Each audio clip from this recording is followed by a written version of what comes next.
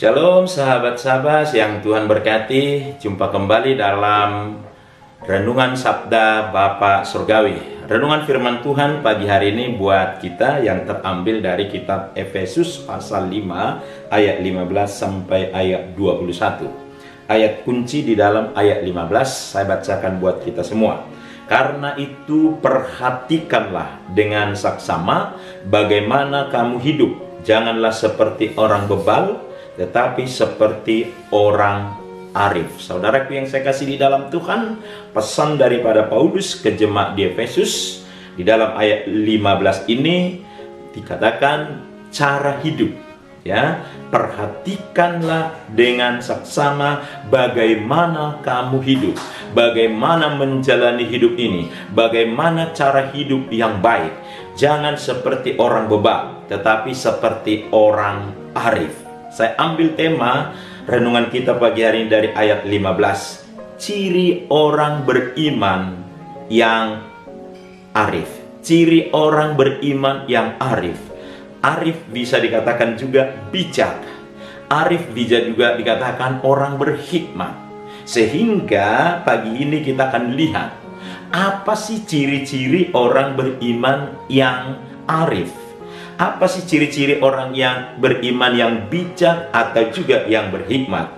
Pesan Paulus di sini ada beberapa ciri dari orang beriman yang arif. Yang pertama, di dalam ayat 16, dia berkata demikian. Dan pergunakanlah waktu yang ada, karena hari-hari ini adalah jahat. Saudaraku yang saya kasih, ciri pertama di mana Paulus menekankan, Paulus menghimbau, Paulus mengharapkan jemaat di Efesus untuk mampu mempergunakan waktu dengan baik. Ciri yang pertama, orang beriman yang bijak, orang beriman yang arif adalah orang yang mampu mempergunakan waktu dengan baik. Salah satu bahwa dia mampu mempergunakan waktu, dia mampu mengatur waktu, bukan diatur oleh waktu. Untuk itu saudaraku yang saya kasih di dalam Tuhan, orang yang mampu mempergunakan waktu dengan baik berarti dia bisa menggunakan waktu itu. Ada waktu untuk keluarganya, ada waktu untuk bekerja, ada waktu untuk orang lain, ada waktu untuk berdoa, ada waktu untuk Tuhan. Tapi semua di dalam perjalanan hidup ini, waktu itu digunakan, diisi, difungsikan dengan hal-hal yang baik, yang benar, dan yang berguna. Ini adalah ciri orang beriman yang arif. Kebanyakan orang ketika berbicara masalah waktu untuk Tuhan, ada orang punya alasan, aduh kehabisan waktu, tidak ada kesempatan. Sehingga waktunya sepertinya kurang. Padahal waktu itu sama. Perjalanan waktu perputaran bumi ini sama-sama aja. 12 siang, 12 jam, malam 24 jam. Tidak ada perbedaannya. Hanya penggunaannya yang berbeda.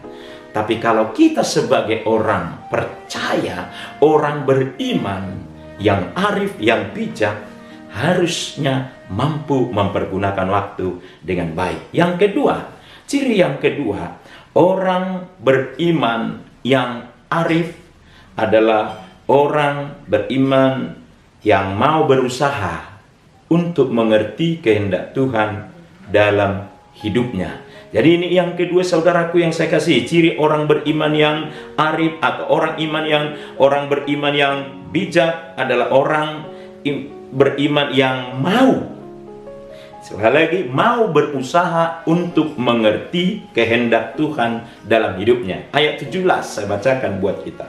Sebab itu janganlah kamu bodoh, tetapi usahakanlah supaya kamu mengerti kehendak Tuhan, saudaraku yang saya kasih di dalam Tuhan Yesus Kristus, orang yang bijak, orang yang cerdas, orang yang arif adalah orang yang selalu mau berusaha untuk mengerti kehendak Tuhan dalam hidupnya. Kalau kita mengerti kehendak Tuhan dalam hidup kita, tentu hidup kita ini akan berarti, hidup kita ini akan berguna. Untuk itu saudaraku yang saya kasihi, Paulus dengan tegas berkata, dan ini sebuah larangan, sebab itu jangan kamu menjadi orang bodoh. Orang yang bodoh adalah orang yang tidak ada waktu, tidak ada usaha untuk mengerti apa maksud Tuhan, apa kehendak Tuhan dalam hidup saya. Tapi orang yang bijak, orang yang arif adalah orang yang berusaha untuk mengerti kehendak Tuhan dalam hidupnya.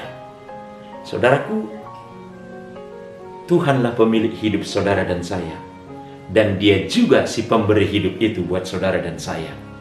Yang perlu adalah menjalani hidup ini, mau berusaha untuk mengerti kehendak Tuhan dalam hidup saudara dan saya, kehendak Tuhan dalam hidup rumah tanggamu, kehendak Tuhan di dalam perjalanan hidupmu hari demi hari. Ini ciri yang kedua. Ciri yang ketiga, dikatakan di sini tadi saya katakan sebagai tema itu adalah orang beriman yang arif, orang beriman yang bijak, orang beriman yang punya hikmat. Yang ketiga di dalam ayat 18. Dan janganlah kamu mabuk oleh anggur, karena anggur menimbulkan hawa nafsu, tetapi hendaklah kamu penuh dengan Roh. Yang ketiga, orang beriman yang arif, yang bijak, yang cerdas, yang berhikmat adalah orang yang mampu mengendalikan dirinya. Larangan yang ketiga, Paulus berkata, janganlah kamu mabuk oleh anggur, karena anggur menimbulkan hawa nafsu, tetapi hendaklah kamu penuh dengan Roh. Saudaraku yang saya kasih di dalam Tuhan, ya ini yang menekankan, kalau engkau menjadi orang beriman yang bijak, yang arif, tentunya mampu mengendalikan diri untuk tidak terbawa dalam kemabukan, terbawa kepada hawa nafsu, terbawa kepada perbuatan-perbuatan yang tidak berkenan kepada Allah. Untuk itu saudaraku yang saya kasihi, pertanyaannya adalah, apa yang harus saya lakukan supaya saya mampu mengendalikan diri di dalam hidup saya? Muncul di dalam ayat 18 terakhir itu dan ayat 19.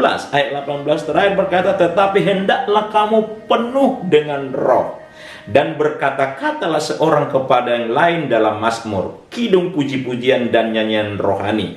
Bernyanyilah, bersoraklah bagi Tuhan dengan segenap hati. Saudaraku yang saya kasih di dalam Tuhan, orang yang mengendalikan dirinya berarti orang yang memiliki kualitas rohani yang tinggi, memiliki kualitas rohani yang baik.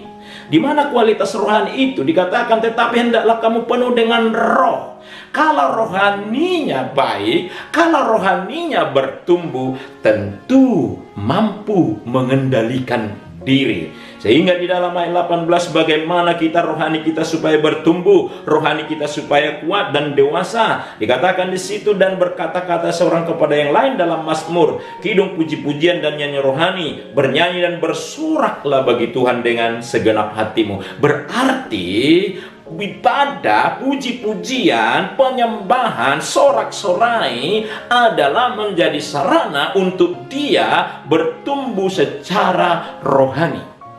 Saudaraku yang saya kasih di dalam Tuhan, sehingga mampu mengendalikan diri dan berkata untuk tidak dalam hal kemabukan, untuk tidak dalam hal hawa nafsu.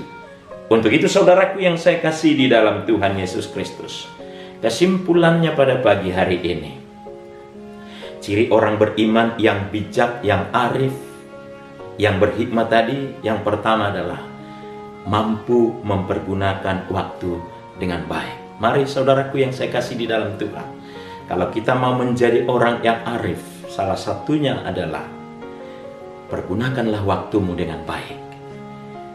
Karena waktu ketika tidak digunakan, kemungkinan waktu akan menggunakan kita dengan hal-hal yang jahat. Yang kedua, ciri orang beriman yang arif adalah orang yang mau berusaha untuk mengerti kehendak Tuhan dalam hidupnya. Untuk itu saudaraku yang saya kasih di dalam Tuhan, kalau saudara sebagai orang beriman yang arif, yang bijak, yang berhikmat, berusahalah untuk mengerti apa maksud Tuhan, apa yang Tuhan kehendaki dalam hidup saya, sehingga kita ketika menemukan apa yang Tuhan kehendaki dalam hidup kita, kita akan menjalani hidup ini dengan baik, dan Tuhan pun akan memberkati saudara dan saya. Yang ketiga, ciri orang beriman yang arif adalah orang yang mampu mengendalikan dirinya. Orang yang mampu mengendalikan diri berarti orang yang mampu berkata tidak untuk kemabukan, tidak untuk hawa nafsu, dan tidak untuk dosa. Untuk itu saudara, saya percaya saudara dan saya adalah orang beriman yang arif. Karena saudara mampu mempergunakan waktu dengan baik, karena saudara mengerti apa kehendak Tuhan dalam hidup saudara, dan saudara mampu mengendalikan diri saudara. Saya yakin saudara akan mampu melakukannya dalam Kristus Yesus. Amin. Kita berdoa.